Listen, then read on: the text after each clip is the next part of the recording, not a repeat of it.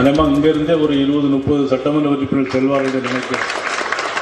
இங்கே இருக்கிற எல்லாரும் நல்லா சிரிக்கிறாங்க, நல்லா சந்தோஷமாக இருக்குது. உண்மையிலே அது நடக்கவும் போகுது. பின்னால் ஒரு பெரிய ஒரு ஆசீர்வாதம் வாங்கிட்டாருன்னா விபி துரைசாமி அமைச்சர்களாக கூட வருவார்கள் என்று இறைவன் நினைத்தால் நிச்சயமாக நடக்கும்.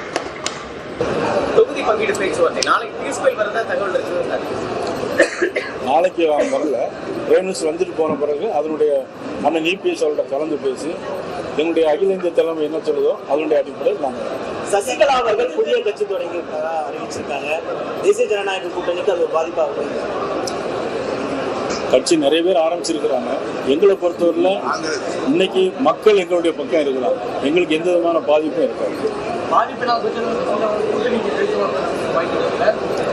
அதேமாதிரி இங்கிருந்தே ஒரு 20-30 சட்டமன்ற உறுப்பினர் செல்வார்கள் நினைக்கிறேன். இங்கே இருக்கிற எல்லாரும் நல்லா சிரிக்கிறாங்க, நல்லா சந்தோஷமாக இருக்குது. உண்மையிலே அது நடக்கவும் போகுது.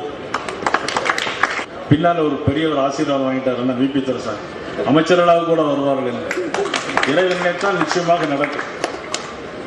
தொகுதி பங்கீடு பேச்சுவார்த்தை நாளை. விவரங்களோடு நம்முடைய சிறப்பு செய்தியாளர் வேல்முருகன் விவரம் என்ன? தேவபிரியன், குறிப்பாக இன்று தேர்தல் பணிமனை திறக்கக்கூடிய நிகழ்ச்சியானது சென்னையில் நடைபெற்று இருக்கிறது. இந்த நிகழ்ச்சியில குறிப்பாக பாஜகவினுடைய தலைவர் நயினார் நாகேந்திரன், அதே போல அரவிந்த் மேனன், சுதாகர் ரெட்டி உள்ளிட்ட முக்கிய நிர்வாகிகள், பாஜகவினுடைய பல நிர்வாகிகள் கலந்து கொண்டிருக்கிறார்கள். இந்த நிலையில பாஜக தலைவர் நயினார் நாகேந்திரன் அவர்கள் குறிப்பாக செய்தியாளர்களை சந்திக்கின்ற பொழுது பிரதமர் நரேந்திர மோடி குறிப்பாக 28-1 ஆகிய 2 நாட்களுக்கு தமிழகத்தில் சுற்றுப்பயணம் மேற்கொண்ட பிறகே தொகுதி பங்கீடு பேச்சுவார்த்தை நடைபெறும் என்று தெரிவித்திருக்கிறார். குறிப்பாக அதை காட்டிலும் மிக முக்கியமாக மேடையில் பேசுகின்ற பொழுது கூட்டணி குறித்தான பல்வேறு முடிச்சுகளுக்கு தற்போது ஒரு கேள்விகளை எழுப்பக்கூடிய வகையில ஒரு பதிலாக இருக்கிறது. குறிப்பாக 20க்கும் மேற்பட்ட சட்டமன்ற உறுப்பினர்கள் வர வாய்ப்பு இருக்கிறது என்று சொல்லுகின்ற பொழுது பாஜகவுடைய மூத்த நிர்வாகி விபி துரைசாமி அவர்கள் அமைச்சர்களாக கூட வரலாம் என்று கூறினார். உடனே அவர் சொன்னதை அப்படியே குறிப்பாக அவர் சொல்வதை போல நடக்க வாய்ப்பு இருக்கிறது என்பதை போல மேடையில் பேசினார். குறிப்பாக அதிமுக தனித்துதான் ஆட்சி என்று கூறி வரக்கூடிய நிலையில இந்த சர்ச்சைக்குரிய கருத்து அப்படிங்கிறது தொடர்ச்சியாக இருந்து கொண்டிருக்கிறது.